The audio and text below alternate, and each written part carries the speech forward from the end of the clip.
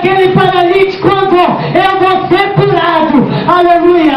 Nós temos que ter a convicção que vamos sair de casa doente, mas vamos chegar na porta da casa do Senhor e vamos sair de lá purificado, santificado, aleluia, pelo Senhor e curado pelo Senhor também, irmãos.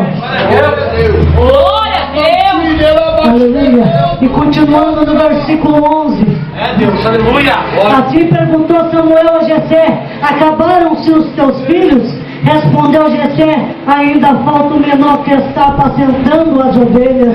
Deus, aleluia. Disse Samuel: manda-o chamar, não nos assentaremos à mesa até que ele chegue. Aleluia.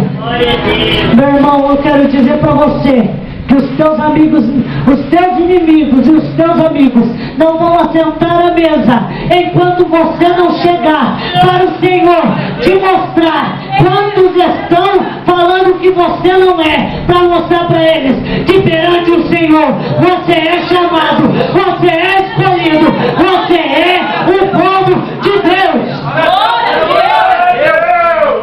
Aleluia. Na passagem bíblica, irmão, diz a palavra, tem uma passagem bíblica agora que eu não lembro onde é, eu apenas lembro a passagem que o rei, aleluia, queria fazer uma festa.